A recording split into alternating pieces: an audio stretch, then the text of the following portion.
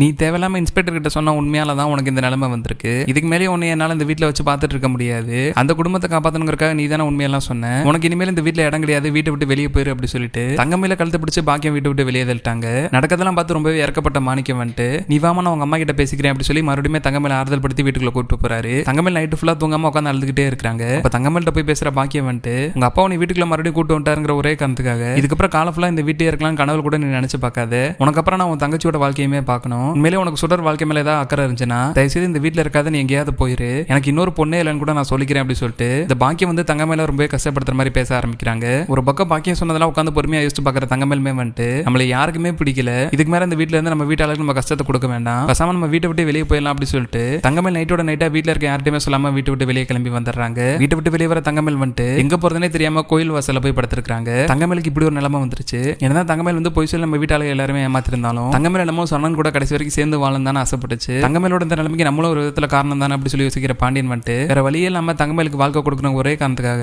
மறுபடியும் பாண்டியன் வந்து தங்கமயில கூப்பிட்டு வீட்டுக்கு வந்துடுறாரு. தங்கமயிலோட பாண்டியன் வரதை பார்த்ததுமே இங்க ஒட்டுமொத்த பாண்டியன் விட்டாலுமே அதிர்ச்சி ஆயிடுறாங்க. கோமதி எதுவுமே பேசாம அப்படியே மயக்கம் போட்டு கீழே விழுந்துடுறாங்க. நடக்கிறதெல்லாம் பாக்குற பழனியே வந்துட்டு இப்ப பாண்டியன் கூட பயங்கரமா சண்டை போட ஆரம்பிக்கிறாரு. இந்த பிள்ளை எதுக்கு மச்சான் மறுபடியும் வீட்டுக்கு கூப்பிட்டு வந்தீங்க, இந்த பிள்ளைனாலதான் நம்ம குடும்பத்துக்கு இந்த நிலைமை வந்திருக்கு, மறுபடியும் எதுக்கு இந்த பொண்ணை இந்த வீட்டுக்கு கூப்பிட்டு வந்தீங்க அப்படி சொல்லிட்டு இப்ப பழனியே வந்து பாண்டியன் எடுத்து கேள்வி கேட்க ஆரம்பிச்சிட்டாரு. அப்படிதான் இந்த தடவை தங்கமயிலோட பிரச்சனை எல்லாம் முடிஞ்சதுக்கு அப்புறம் எல்லாரும் வீட்டுல உட்காந்து பேசிட்டு இருக்காங்க. அப்ப வீட்டுக்கு வர குழலி வந்துட்டு நீங்க எதுக்கு அந்த தங்கமயில் குடும்பத்து மேல மறுபடியும் கம்ப்ளைண்ட் கொடுக்காம விட்டீங்க, நம்ம மேல தொடர்ச்சியா இத்தனை பொய் புகார் கொடுத்துருக்காங்கல்ல, நம்ம வீட்டால எல்லாருமே ஸ்டேஷன் கலைய வச்சிருக்காங்க, கோர்ட்டு கலைய வச்சிருக்காங்க, அப்படி இருக்கிறப்ப தப்பெல்லாம் அவங்க மேல இருக்குங்கிறதா இந்த இன்ஸ்பெக்டர் கண்டுபிடிச்சிட்டாங்கல்ல, அதுக்கப்புறம் ஏன் நீங்க உண்மையா சொல்லாம அப்படியே விட்டுட்டு வந்தீங்க, அதுக்கப்புறம் ஏன் நீங்க அவங்க மேல புகார் கொடுக்காம அப்படியே விட்டுட்டு வந்தீங்க, அவங்க மேல மட்டும் நீங்க புகார் கொடுத்தீங்கன்னா இந்நேரத்துக்கு அவங்களுமே ஜெயில இருந்திருப்பாங்க, அப்பதான் அவங்களுக்குமே கொஞ்சமாவது புத்தி வந்திருக்கும், இந்த பாண்டியன் குடும்பத்தை பகிச்சுக்கிட்டா என்ன நடக்குங்கிறது அவங்களுக்குமே தெரிஞ்சிருந்திருக்கும், நீங்க பண்ணது ரொம்பவே தப்புப்பா, நான் மட்டும் இந்த இடத்துல இருந்தா நடத்துறதே வேற, நான் அப்பயே இந்த வீட்டாளர்கள் எல்லாருமே கம்ப்ளைண்ட் கொடுத்து சுடர் முதற்கொண்டு எல்லாருமே உள்ள வைக்கிற மாதிரி பண்ணியிருந்திருப்பேன், இப்படியே இறக்கப்பட்டு விட்டுட்டு வரனால தான் நமக்கு இந்த நிலைமை வந்திருக்கு, இந்த தங்கமயில் விஷயத்துல நீங்க ரொம்ப பெரிய தப்பு பண்ணிட்டீங்க, சரி இதுக்கு மேல எந்த ஒரு தப்புமே பண்ண வேண்டாம், இதுக்கப்புறம் மறுபடியும் தங்கமயில் நம்ம குடும்பத்தோட சேர்க்கணும்னு சொல்லி கனவுல கூட யாரும் நினைச்சு பாத்துறாதீங்க, சரணனுக்கு நல்ல பொண்ணா நானே தேடி பார்த்து கல்யாணம் பண்ணி வைக்கிறேன், இனிமேல் சரணனோட வாழ்க்கையில யாருமே தலையிட வேண்டாம் அப்படி சொல்லிட்டு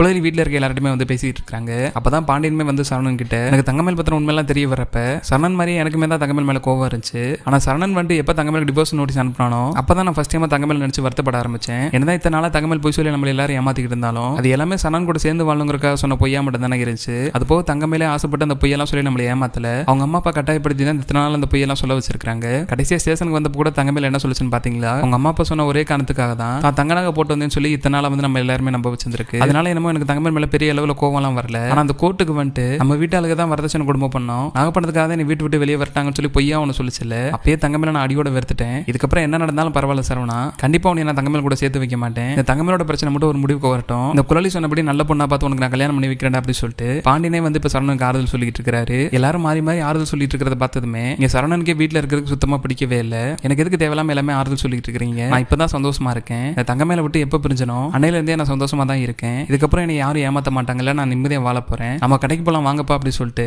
சரணன் வந்து எதுவுமே நடக்காத மாதிரி பாண்டியனை கூப்பிட்டு கடை கிளம்பி போயிடுறாரு. கடையில போய் பாண்டியன் சரணனும் வேலை பார்த்துட்டு இருக்காங்க. அப்ப வெளியில வேலையா கிளம்புற பாண்டியன் வந்துட்டு கடை பார்த்துக்க சொன்னா நான் கொஞ்ச நேரத்துல வந்துடுறேன், வெளியே வேலையா போறேன் அப்படி சொல்லிட்டு கிளம்புறாரு. அப்படி வெளியே போயிட்டு இருக்கிறப்பதான் தங்கமயில் வந்து ஒரு கோயில் வாசல்ல தன்னோட பேக் எல்லாம் வச்சு உட்கார்ந்து இருக்கிறத பாண்டியன் பாத்துறாரு. இங்கிட்டு பாண்டியன் வரதை தங்கமயிலுமே பாத்துறாங்க. பாண்டியனை பார்த்ததுமே தங்கமயிலுக்கு என்ன பேசுறதுனே தெரியல, எதுவுமே பேசாம அழுக ஆரம்பிக்கிறாங்க. இன்னொரு பக்கம் பாண்டியன் வந்துட்டு தங்கமயில பார்த்தும் பார்க்காத மாதிரி வண்டி எடுத்துட்டு அப்படி அங்கிருந்து கிளம்பலான்னு போறாரு. இப்ப பாண்டியனோட வண்டியை மறிச்சு பேசுற தங்கமயில் வந்துட்டு என்ன பத்திரம் உண்மை தெரிஞ்சதுக்கு அப்புறம் எனக்கு பேசுறதுக்கு யாருமே வாய்ப்பு கொடுக்கலாமா, நானும் அது எதுவுமே புரிஞ்சுக்காம நிறைய தப்பு பண்ணிட்டு நிறைய போய் சொல்லிட்டேன், எங்க அம்மா அப்பா சொன்னனாலதான் மாமா நான் இதெல்லாமே பண்ணேன், மறுபடியும் நம்ம குடும்பத்தோட சேரணுங்கிறக்காக நான் இப்பெல்லாம் சொல்லல, இதுக்கப்புறம் நான் சரணன் மாமா கூட சேரணும்னு நினைச்சாலும் கண்டிப்பா அவர் சந்தோஷப்பட மாட்டாரு, அவரோட வாழ்க்கை நல்லா இருக்காது, அவர் ஆசைப்பட்டபடி நீங்க அவர் கல்யாணமே பண்ணி வச்சிருங்க, நானுமே டிவோர்ஸ்ல சைன் போட்டுறேன் அப்படி சொல்லி தங்கமயில் வந்து பாண்டியன் கிட்ட சொல்லிட்டு இருக்காங்க. அப்போ வரைக்குமே பாண்டியன் எதுவுமே பேசாம அமைதியா தான் இருக்காரு. நான் சொன்ன போய்க்கு தான் மாமா எனக்கு இந்த நிலைமை வந்திருக்கு, என்னால சரணன் மாமா கூட சேர்ந்து வாழ முடியல, இப்ப கடைசியில ஸ்டேஷன்ல வந்து நான் நகப்பத்தன் உண்மையை சொன்னதால எங்க அம்மாவை கோபப்பட்டு என்னை வீட்டு விட்டு வெளியே வரட்டிட்டாங்க, இதுக்கப்புறம் நாங்க சுடரோட வாழ்க்கையை பார்க்கணும், இனிமேல் உனக்கு இந்த வீட்டுல இடம் கிடையாது, ஒழுங்கா வீட்டு விட்டு போயிருன்னு சொல்லிட்டு எங்க அம்மா என்னை வீட்டு விட்டு வெளியே வரட்டிட்டாங்க,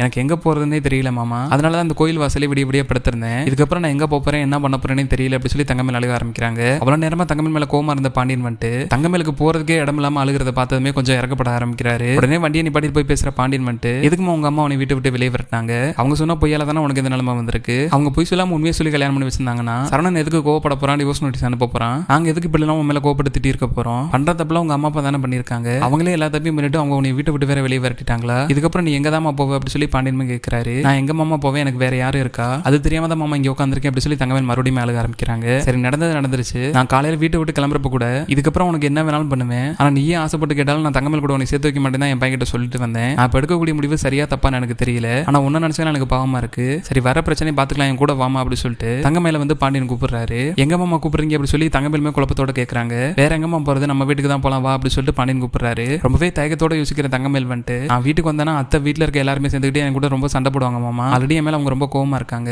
நான் வீட்டுக்கு வரல மாமா, நான் இங்கே இருந்துக்கிறேன் அப்படி சொல்லி தங்கமேல் அழுக ஆரம்பிக்கிறாங்க. இங்கே எத்தனை நாள் நீ தனியா இருப்ப, என்ன பிரச்சனை வந்தாலும் பரவாயில்ல, வீட்டுல இருக்க எல்லார்ட்டுமே நான் பேசிக்கிறேன், நீ கூட வாமா அப்படி சொல்லி தங்கமேல கூப்பிட்டு பாண்டியன் வந்து வீட்டுக்கு கிளம்பி போறாரு. தங்கமேலோட பாண்டியன் வீட்டுக்குள்ள வரதை பார்த்ததுமே ஒட்டுமொத்த பாண்டியன் வீட்டாளுமே ஷாக் ஆயிடுறாங்க. இன்னொரு பக்கம் கோவத்தோட பேசலான்னு வந்த கோமதி வந்துட்டு அப்படியே மயக்கம் போட்டு எதுவுமே பேசாம கீழே விழுந்துடுறாங்க.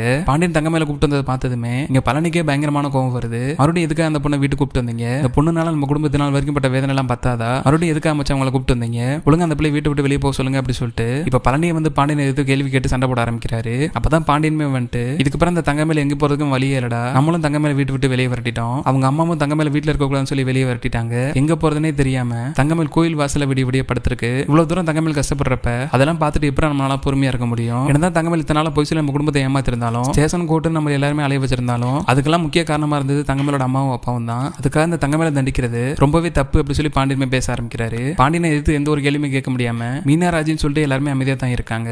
மறுபடியும் தங்கமேல் விஷயத்துல பாண்டியன் வந்து மிகப்பெரிய தப்பு பண்ண போறாருன்னு நீங்களும் நினைச்சீங்கன்னா மறக்காம இந்த வீடியோக்கு லைக் பண்ணி உங்க ஆதரவை தெரிவிங்க.